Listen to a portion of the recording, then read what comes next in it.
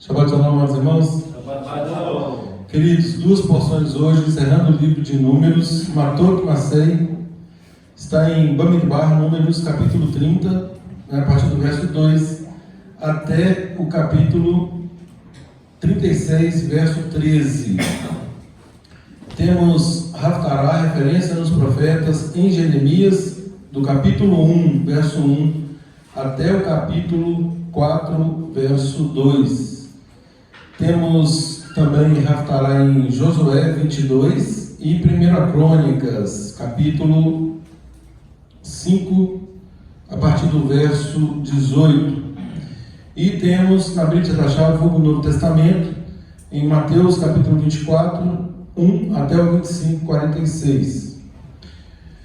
São duas parashot, duas porções, muitos assuntos, obviamente não dá para explorá-los na devida relevância de seus temas, então vou fazer uma leitura en passant, mais superficial, e nós nos debruçaremos em relação ao tema de hoje.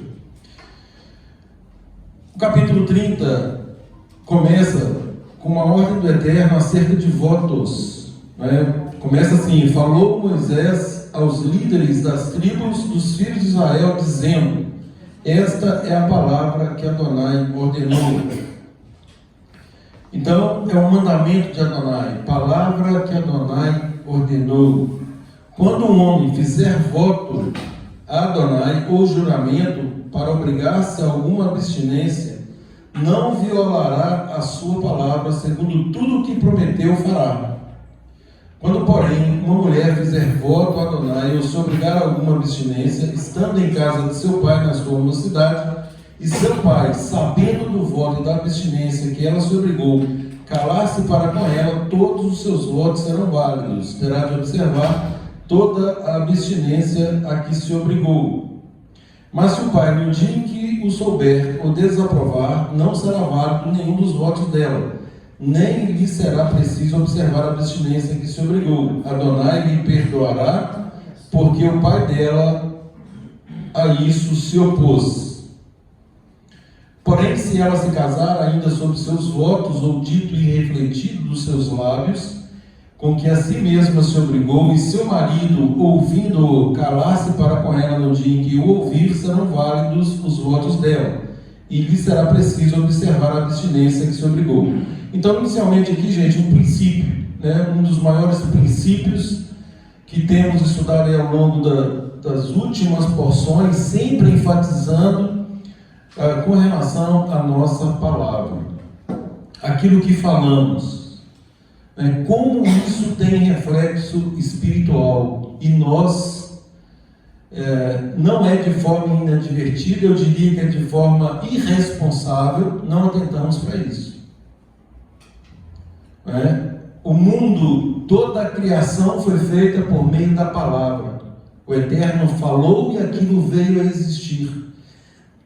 Há experiências científicas que estão expostas aí nos meios, nas mídias, que qualquer um que jogar lá numa pesquisa simples com relação àquilo que a nossa fala produz, aquilo que isso gera no mundo metafísico, naquilo que muitas vezes não percebemos. Então, tem experiências acerca disso, já fizeram com água, com um copo de água, por exemplo, como que as moléculas da água se modificam com palavras negativas, e o contrário também acontece quando se profere bênçãos. E nós, muitas vezes, nós ignoramos esses princípios. Agora, olha para você ver, eu estou partindo para o científico, isso é um princípio da palavra. Nós ignoramos isso e agimos de forma irrefletida para proferir palavras que, na maioria das vezes, venha nos prejudicar. Então, você não ligado aí? Então, venha nos prejudicar. Se a nossa palavra tem a ver com um voto, o que é um voto, gente? É algo que nós fazemos em um determinado momento, um ajuste com o Eterno. Senhor, estou numa situação assim, assado e tal. Se o Senhor fizer isso e isso, o Senhor ouvir a minha oração, se eu lograr êxito diante dos seus olhos, eu farei isso, isso e isso. E muitas vezes, mal a pessoa termina de orar, o Eterno age, e aí a pessoa fala assim, não precisa mais não, já aconteceu.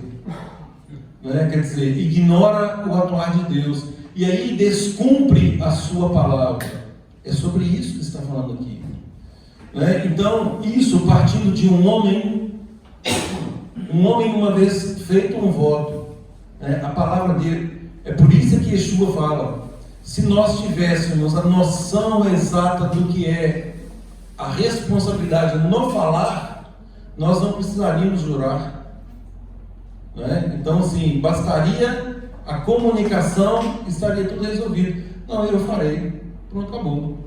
Do mesmo jeito que nosso povo fala, faremos. Olha para você ver, isso é um voto, faremos, só que depois não faz.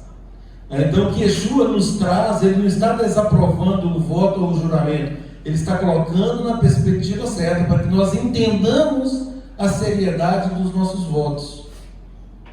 Mas e a moça, uma pessoa, uma mulher que está ainda sob os cuidados do pai, por que o pai pode anular? Por que uma vez casada o marido pode anular? Oi? Autoridade. Por um princípio de autoridade, exatamente. Se uma moça está com o pai, a presunção de que ela seja nova, muito nova, ela pode ter feito algo de forma irrefletida, e aí o pai, como autoridade, que responde perante o Eterno em relação aos filhos, ele tem o poder, diga-se, autoridade para desfazer o voto. Assim como uma mulher casada, o marido percebendo também que foi algo irrefletido, que de algum modo possa prejudicar até mesmo o relacionamento do casal, ele tem autoridade para fazê-lo. Mas isso não pode ser feito de forma irresponsável. Não simplesmente eu tenho autoridade, tanto em relação ao filho quanto em relação à esposa, então eu estou anulando. Opa, peraí, você está anulando por quê? É um voto ao Eterno. Então é algo que tem que ser feito com critérios e com responsabilidade. Eu já mencionei isso em estudos passados, que eu tive uma experiência dessa na minha casa. Eu anulei um voto da minha esposa, porque aquilo naquele momento não fazia sentido, e foi algo, no meu entender, e até mesmo no entender de outras pessoas, me vali também de conselhos na ocasião, e eu reputei por bem anular esse voto. Então, é uma questão de análise, obviamente, dentro de determinados padrões.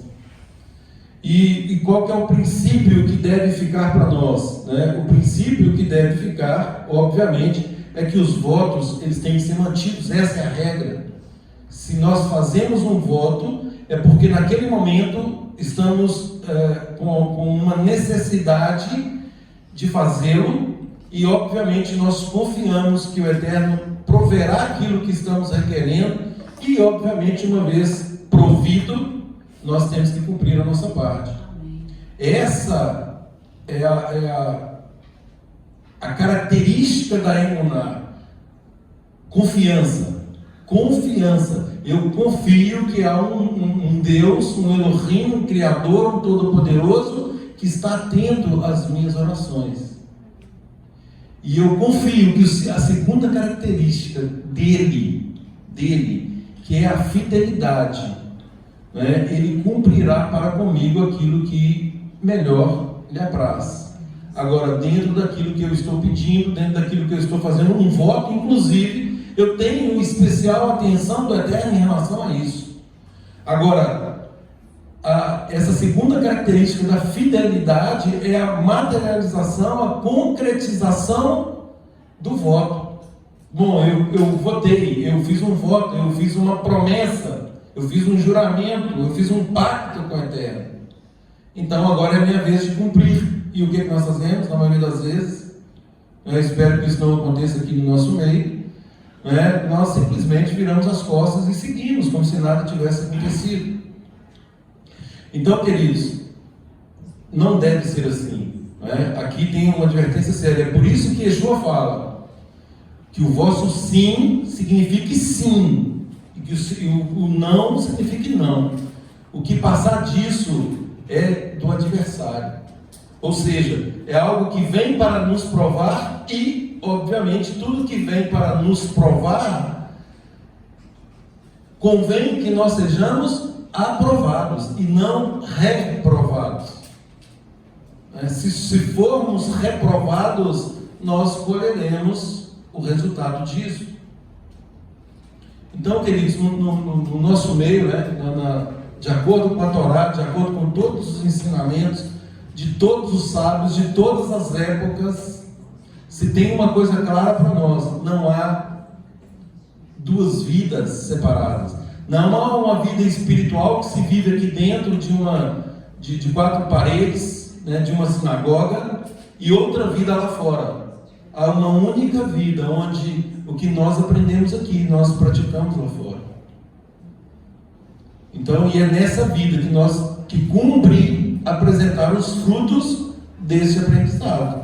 Porque senão, mais uma vez, não fará nenhum sentido.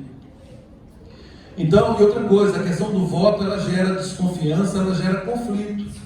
Às vezes, até mesmo entre nós. Uma pessoa faz um pacto entre nós e ela não cumpre a parte dela no pacto. Isso gera desconfiança, isso gera uma instabilidade, e, por consequência, pode gerar também um conflito.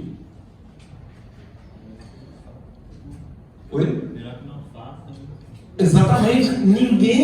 Não há um mandamento, você deve fazer voto. Não há esse mandamento, não existe isso. Então, o voto ele é espontâneo. O voto é uma característica de alguém que se relaciona com o Eterno e faz isso por liberalidade, por confiança no Eterno. É algo de relacionamento. Eu tenho um pai que olha por mim, que zela por mim, e eu tenho a liberdade de fazer um voto, e obviamente eu estou com desejo de cumprir esse voto, uma vez tendo aquilo que eu estou pleiteando. Entendeu? Então isso é uma característica de relacionamento, e o que nós devemos buscar a cada dia com o Eterno. Não é obrigado a fazer. Agora, fez, cumpra, essa é a regra. Tem exceção? Tem. Essas exceções que eu mencionei, pois não. Eclesiastes 5, versículo 4 fala: quando a Deus fizeres algum voto, não tardes em cumpri-lo, porque não se agrada de todos. Cumpre o voto que fazes. Quando... Exatamente. Então não é obrigado a fazer. Agora, fez, cumpra.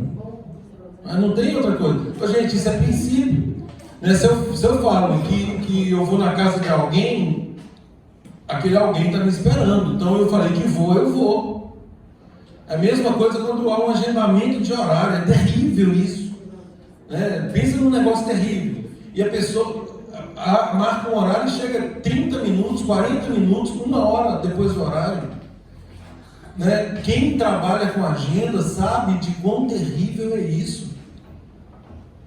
Isso cria um efeito cascata na vida daquela pessoa que fez o agendamento, e muitas vezes a pessoa que descumpre a palavra em relação ao horário não tem uma justificativa plausível, porque se tiver, ok, a pessoa já chega se desculpando, aconteceu isso, isso e isso, é óbvio que pode acontecer, mas muitas vezes, isso acontece muito, no meio aí de profissionais liberais, pessoas que agem de forma irresponsável, porque quem está esperando, ela não faz mais nada, porque ela fica aguardando, e aí passa 5 minutos, nada, ela fala assim: eu tenho que fazer isso, isso e isso, e ela não consegue fazer. Por quê? Porque o foco dela é o atendimento daquele horário que ficou pré-estabelecido para atender uma determinada pessoa. Agora, isso é um comportamento que ele é geral, isso é para todo mundo, seja ímpio, seja dentro do povo de Deus. O que eu estou dizendo é que no nosso meio isso não pode acontecer. Por quê? Porque nós trabalhamos uma premissa de que o nosso sim é sim e o nosso não é não. Então temos que zelar por isso, temos que zelar pela nossa palavra, para que haja harmonia, para que haja ordem no universo mesmo. Nós estamos aqui para contribuir para essa ordem. No capítulo 31, queridos, tem a vitória aí sobre os midianitas. Nós sabemos, né, o que os midianitas fizeram em relação a juntando-se aos moabitas para estimular ou incitar o nosso povo a praticar idolatria e imoralidade sexual. Por causa disso, o Eterno dá uma ordem expressa para Moisés. 31, verso 1, disse Adonai a Moisés: vindo os filhos de Israel dos midianitas, depois será recolhido ao teu povo. E aí, tem aqui o ato da guerra, né? Vem ali a vingança, ali a tomada de despojos, a distribuição desses despojos. Metade dos despojos era para os oficiais que participaram. Quantas pessoas de cada tribo, gente? 1.000 pessoas de cada tribo participaram dessa guerra. 12.000 pessoas. E metade dos despojos, que são muitos, né? Quando eu li aqui, eu falei, nossa, os números são muito altos, né? Então isso aqui importou em riqueza para o nosso povo, né? E aí vem a distribuição, metade para quem estava ali à frente e a outra metade sendo distribuída. Temos aqui oferta para o sumo sacerdote, temos oferta para o sacerdote.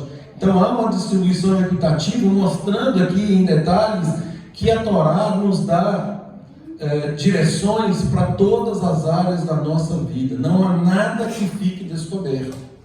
São detalhes extremamente importantes, mas nós encontramos nas instruções do Eterno, na Torá, né, tudo o que precisamos para termos uma vida que agrada ao Eterno. Tem aqui a questão do tratamento das pessoas, né, porque a ordem do Eterno foi eliminar as mulheres. E aí isso não foi cumprido a contento, e aí quando há o retorno e Moisés percebe que não tinha sido cumprido, então ele dá seguimento ao cumprimento dessa ordem, estabelecendo o que está em Deuteronômio 21 com relação às mulheres que não tiveram nenhum contato com o homem.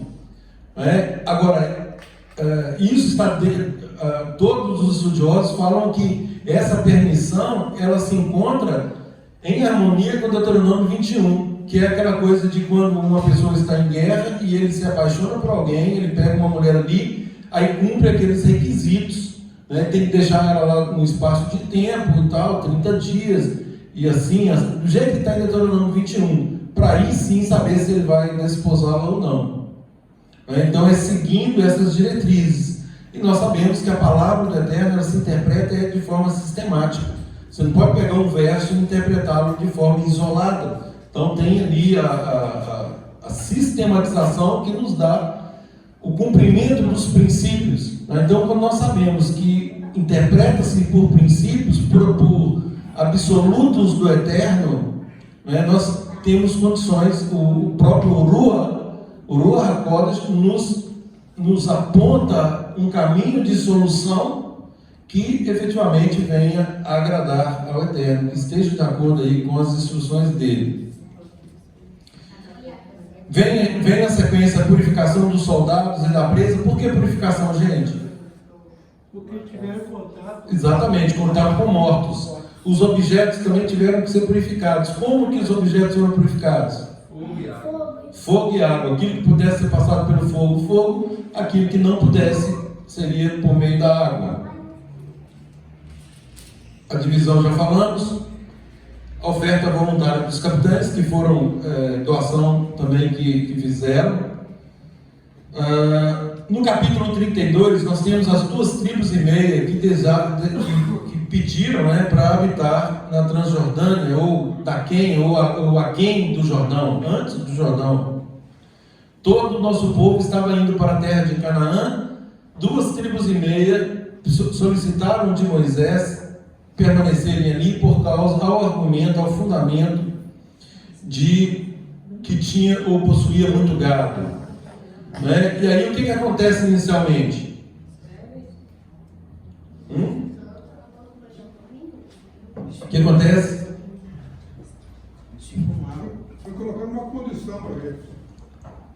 O que acontece é que inicialmente Moisés se assusta com esse tipo de comportamento e vai perguntar ali por que eles estão com isso. Mas espera aí, né? Nós temos que conquistar a terra, essa é uma ordem de Adonai, e vocês querem ficar agora aqui antes de atravessarem, de cumprirem o pacto e a vontade de Adonai, ao que eles explicam que não, que nunca passou isso pela cabeça deles. Obviamente eles ajudariam Israel a conquistar a terra, e uma vez estabelecidos, aí sim eles retornariam e ficariam aquém do Jordão. Agora, isso aqui, queridos, trouxe algumas consequências. Isso trouxe algumas consequências. Abram, por gentileza, em Josué 22.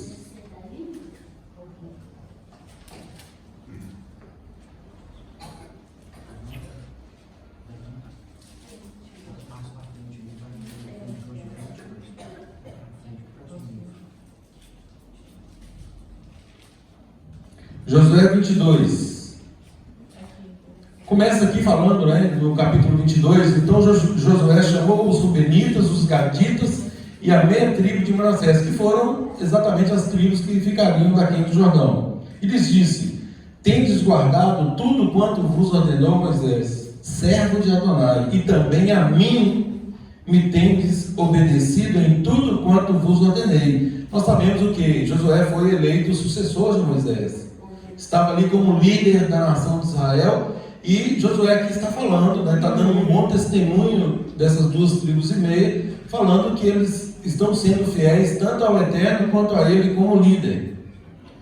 A vossos irmãos, durante longo tempo, até o dia de hoje, não desamparastes. Olha, isso é um testemunho. Antes tivesse o cuidado de guardar o mandamento de Adonai, vosso Elohim. Tendo Adonai, vosso Elohim, dado repouso a vossos irmãos, como lhes havia prometido, voltai-vos, pois, agora, e ide-vos para as vossas tendas e a terra da vossa possessão, que Moisés, servo de Adonai, vos deu da além do Jordão. Então aqui, Josué está abençoando, está agradecendo e está abençoando. Vão em paz. Vocês cumpriram com o voto de vocês. Aquilo que vocês falaram que fariam, fizeram. Então, vão em paz. E aí, eles foram. Só que no verso 10 do capítulo 22, está assim: vindo eles para os limites pegados ao Jordão, na terra de Canaã, ali os filhos de Ruben, os filhos de Gade, a meia tribo de Manassés, edificaram um altar junto ao Jordão, altar grande e vistoso. E os filhos de Israel ouviram dizer, olha aqui, ouviram dizer, olha o perigo de ouvir dizer. Eu ouvi falar isso, eu ouvi alguém dizendo aquilo. Confiram, gente, confiram. Vá até a pessoa e cheque. Isso é um princípio. Não dê ouvidos a boatos. Isso pode desencadear conflitos. E aqui quase que desencadeia uma guerra. Sigamos. Eis que os filhos de Rubens, os filhos de Gade, a meia tribo de Manassés, edificaram um altar defronte da terra de Canaã, nos limites pegados do Jordão, ao lado dos filhos de Israel. Ouvindo isso, os filhos de Israel, olha aqui, ouvindo isso, os filhos de Israel, ajuntou-se toda a congregação em Siló para saírem a peleja contra eles. Então isso aqui já ia resultar em guerra, porque ouviram que eles estavam fazendo um altar. Opa, espera aí, nós estamos aqui, nós somos Israel, 10 tribos juntas, agora 2 tribos que escolheram ficar longe de nós estão se rebelando e fazendo um altar. Como assim? A que Deus eles estão servindo? Eles não estão obedecendo um princípio de corpo aqui, de congregação. E aí segue o texto. E aos filhos de Ruben, aos filhos de Gade, a meia tribo de Manassés, enviado de Gileade. Olha aqui.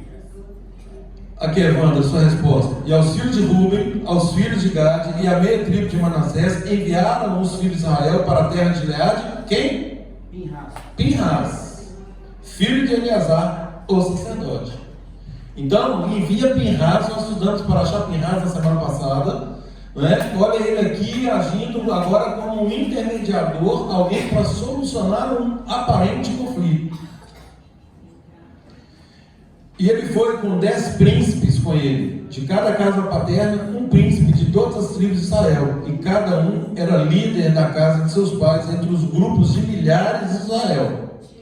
Indo ele aos filhos de Ruben, aos filhos de Gad, a meia tribo de Manassés, a terra de Gad, falaram-lhe dizendo, olha aqui os esclarecimentos, assim diz toda a congregação de Adonai, que infidelidade é esta que cometeste contra o Elohim de Israel, deixando hoje de seguir a Adonai, edificando-vos um altar para vos rebelardes contra ele?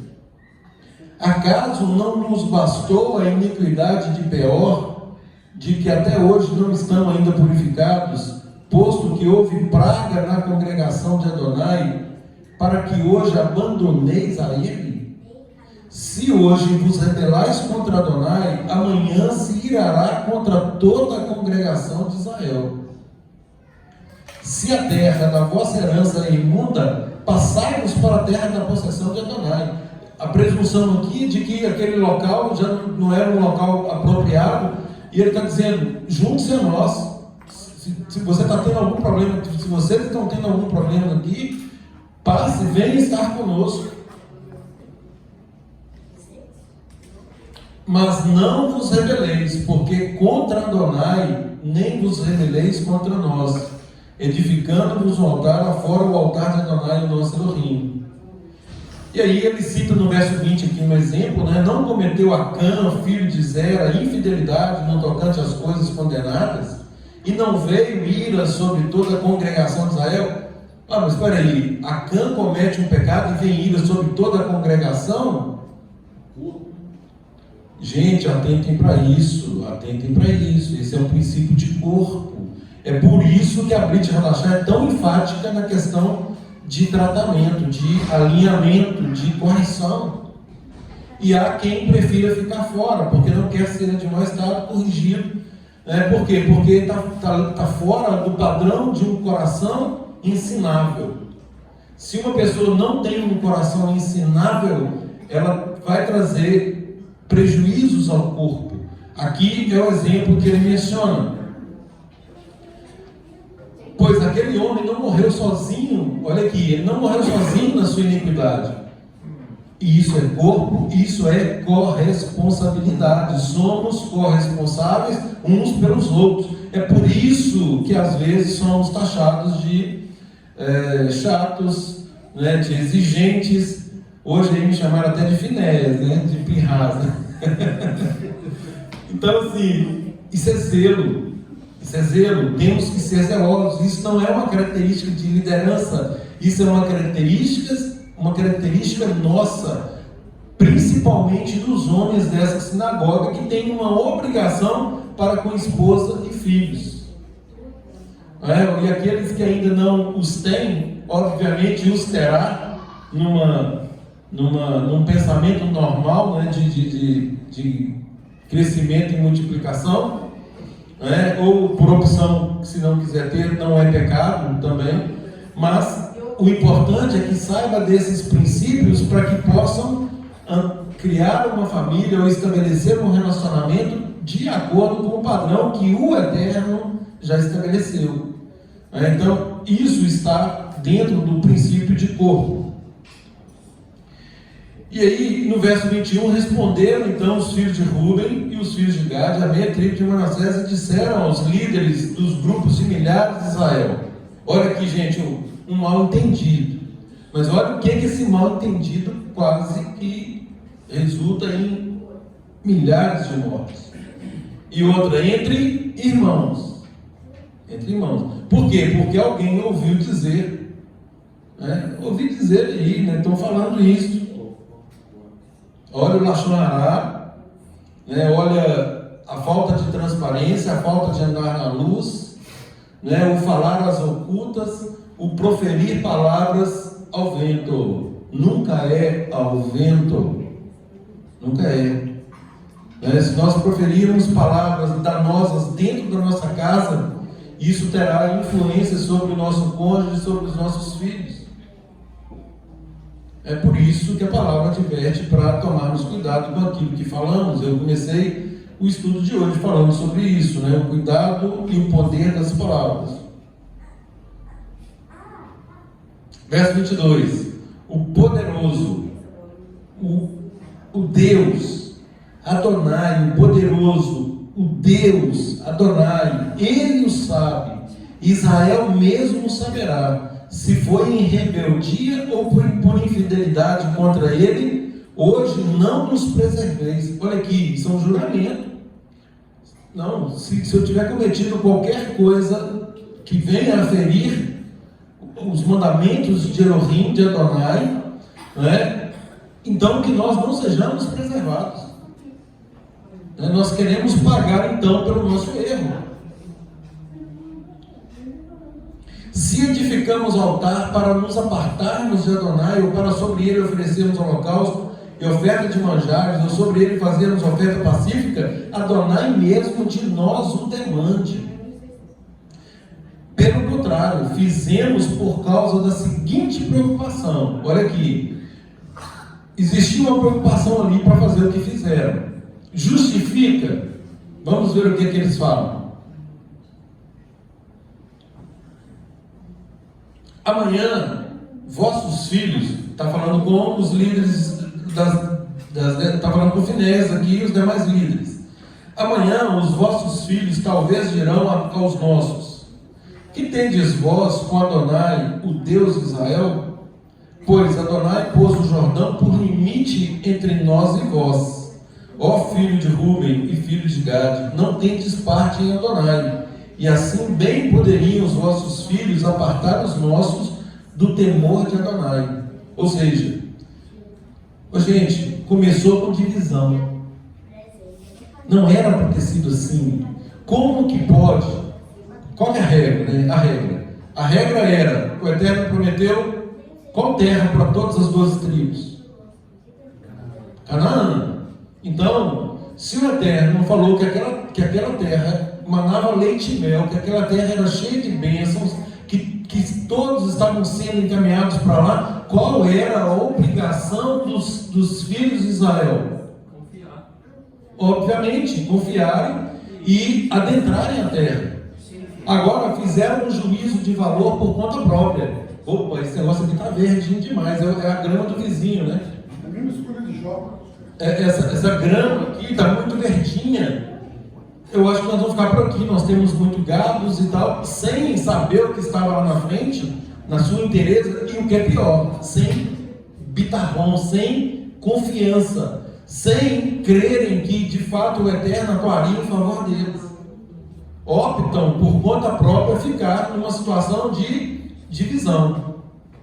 E isso trouxe prejuízos, conforme falei. Agora, olha aqui o temor deles. Né? Eles estão falando, não, seus filhos vão falar assim, mas peraí, vocês escolheram essa situação. Né? Mais uma vez a questão do corpo. Né? Um corpo que 2 membros quiseram ficar fora desse corpo. E aí agora está temendo que falte o princípio da comunhão, que depois alguém vai falar assim, olha, mas essas pessoas não estão tendo a comunhão. Né?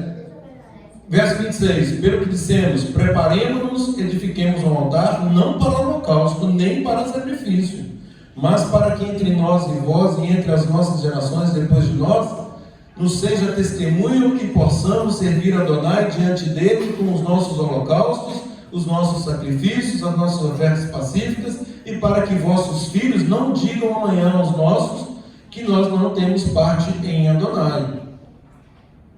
Pelo que dissemos, quando suceder que amanhã nos digam a nós, as nossas gerações, então responderemos, vede o modelo do altar de Adonai que fizeram nossos pais, não para holocausto nem para sacrifício, mas para testemunho entre nós e vós. Longe de nós o rebelarmos contra Adonai e deixarmos hoje de segui-lo, edificando altar para holocausto, oferta de manjares ou sacrifício, afora o altar de Adonai, nosso Elohim, que está perante o seu tabernáculo. Então eles sabiam que tinha um altar original perante o tabernáculo, mas eles quiseram fazer aqui uma imitação, algo aqui simbólico, para que mantivessem ali algumas tradições de ensino, para que não permitir que os seus filhos ficassem totalmente dissociados do ensino, para não haver futuramente uma rivalidade entre os filhos de lá com os filhos de cá. Até agora os argumentos são convincentes? Vamos ver. Vamos ver. Eu parei onde? Ouvindo, pois, Pinhas, Finéias, o sacerdote e os príncipes da congregação e os cabeças dos grupos de milhares de Israel que com ele estavam, as palavras que disseram os filhos de Rubem, os filhos de Gad e os de Manassés, deram-se por satisfeitos. Ou seja, é plausível. Não é? A explicação é lógica, é plausível. Né? Vocês estão dizendo que vão continuar servindo o Deus de Israel, né? Apesar aqui da distância, apesar da divisão, apesar de estarem em desobediência à ordem inicial de Adonai, que era se apossar de Canaã, vocês deveriam estar lá e não cá, mas é plausível. Ô, gente, esse é o nosso julgamento o tempo todo.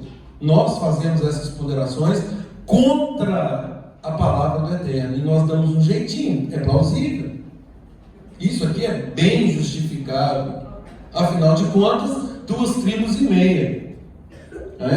Temos aqui um grupo de pessoas relevante, uma parte relevante dos filhos de Israel. Agora deixemos aqui e pulemos lá para 1 Crônicas. 1 Crônicas, abre um pouco para frente. Deixa eu ver a referência aqui.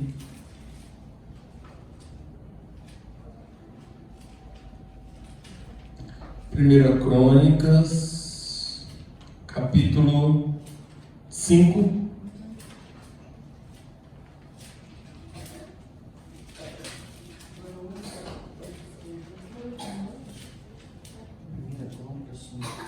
A partir do verso. 1 Crônicas 5, a partir do verso 11. Peraí.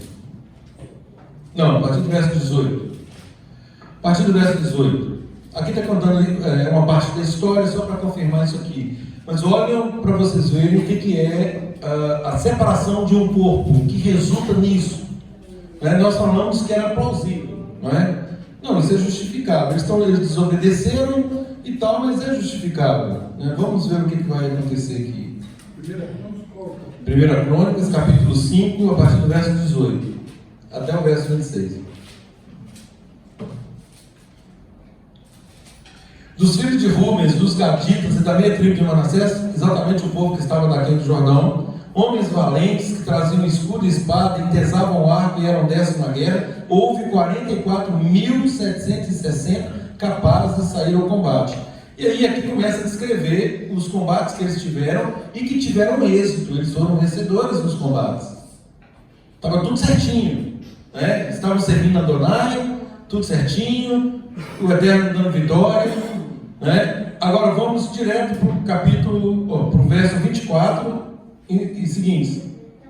Esses foram cabeças de suas famílias, a saber, Elise, Eliel, Azriel, Jeremias, Odavias, Jadiel, guerreiros valentes, homens famosos, cabeças de suas famílias, líderes. Verso 25. Porém, cometeram transgressões contra o Elohim, contra o Deus de seus pais. E se o quê? Prostituíram, seguindo os deuses dos povos da terra, os quais Deus destruíra de diante deles.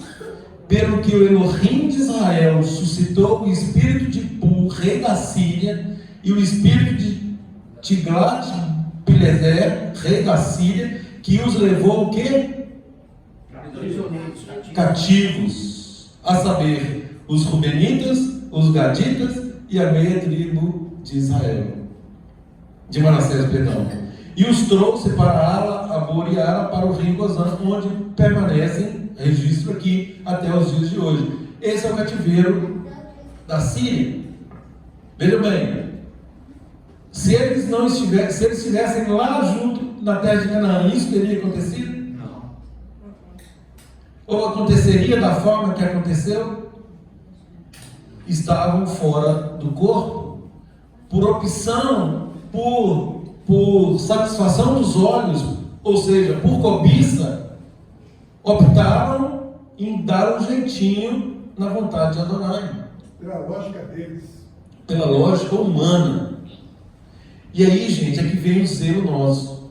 O nosso zelo é o que diz a Torá. Qual é a instrução do Eterno para cada situação da nossa vida? A Torá diz isso. Ah, mas vamos fazer assim? Mas peraí, como assim? Como assim vamos fazer assim, sendo que a Torá fala de outra forma? E ainda, e se o fizermos, olha aqui, algum tempo depois, consequências. Até pirraça do produto. Era plausível, né?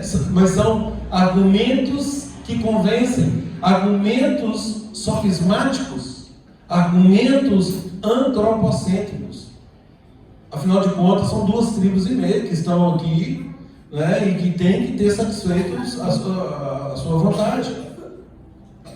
Né? Então, o que estava em evidência ali era o ser humano. O ser humano era importante, como é óbvio. Não estou falando que não seja. Agora, quando o Eterno estabelece diretriz ou diretrizes, nós não temos nenhuma autonomia. Isso está lá em Devarim, vamos rever daqui uns dias, né, a partir da próxima semana. Nós não podemos enlasquecer, diminuir, aumentar, inserir, né, subtrair nada do que está escrito. Qual que seria relativizar? Qual que seria a atuação séria de Pinhas aqui, que foi extremamente zeloso no episódio anterior? Olha aqui, afinal de contas, a questão é que Moisés também já havia permitido, né? Então ali tinha outro princípio de autoridade, né? Porque apesar de tudo, quando Moisés confrontou, nós começamos analisando isso, né? A explicação que eles deram: não, nós vamos ajudar, vamos estabelecer todo mundo e depois a gente volta. Enquanto tudo não estiver certo lá, nós não voltaremos para cá. Como disse, são bons argumentos, são argumentos que, humanamente falando, está em ordem. Agora, faltou aqui o quê? Peraí. O Eterno falou que todo Israel, todo mundo que veio do Egito, que peregrinou aqui no deserto, tem que adentrar na terra de Canaã. Né? Não poderia ter havido ali concessão. Agora, essa concessão, gente, é naquele limite que é impossível discutir. Qual seja, menino, não faça isso. E o menino não quer fazer, não tem jeito. Menino, não faça, não pode fazer, a Torá proíbe de fazer. E o menino está querendo fazer. Chega um momento que acontece o quê? Então faça. Né? E neste fazer, e nesta atuação, terá a consequência do atuar por si só. Por quê? Porque manifestamente fora do padrão da terra. Então, queridos, de todos esses assuntos, né, que aqui prossegue no capítulo, nos capítulos seguintes, né, no capítulo 33, aí nós temos aqui, repetindo aqui a descrição da morte de Arão, que está lá em Números 20.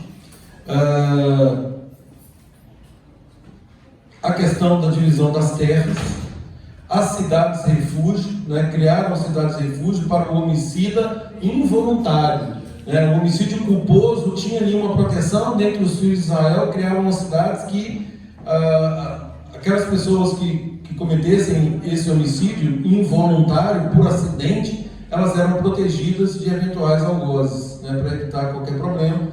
E aí ficavam nessas cidades até que o sacerdote morresse ali ou fosse substituído. Enfim. E lá no capítulo 36, o casamento das herdeiras, citando ali aquela petição das filhas de Zelofeade. Então a herança que elas receberam, porque não tinha irmãos, não tinham filhos homens, e aí o Eterno permite que elas herdem, né? Mas aí aqui se estabelece então a forma como que seria isso. Elas não poderiam, para que não houvesse ali diminuição em relação às tribos que elas pertenciam, elas deveriam se casar com alguém da mesma tribo. Então fecha o livro de Bamidbar, Números, com esses temas. E obviamente a ênfase que eu dei aqui com relação aos nossos irmãos que ficaram daquém do Jordão, que optaram e que tiveram bons argumentos para fazerem conforme a vontade deles, em detrimento do que o Eterno tinha determinado, né? Que busquemos isso como um aprendizado para nós. Né? Por quê? Porque lá em Romanos 15 fala que tudo que está escrito para o nosso ensino está escrito. Então isso é para nos ensinar. Nós aprendemos com os acertos e obviamente nós devemos ter atenção redobrada em relação aos erros, para que não os cometamos, sobretudo quando vem punição para o nosso povo. Então aqui me chamou muita atenção esta passagem, né, e mais uma vez, que não sejamos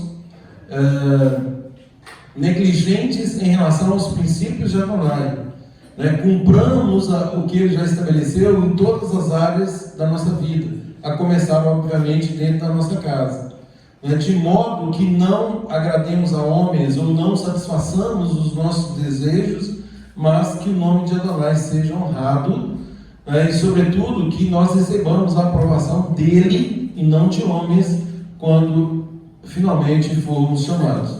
Tá? Que o Eterno nos abençoe, que o Eterno nos capacite com o Ruach HaKodesh, e toda vez que nós terminamos um livro, para começarmos outro, nós dizemos Hazak, Hazak, Veniz, Hazek. Seja forte, sejamos fortes e fortalecidos. Para o Hashem.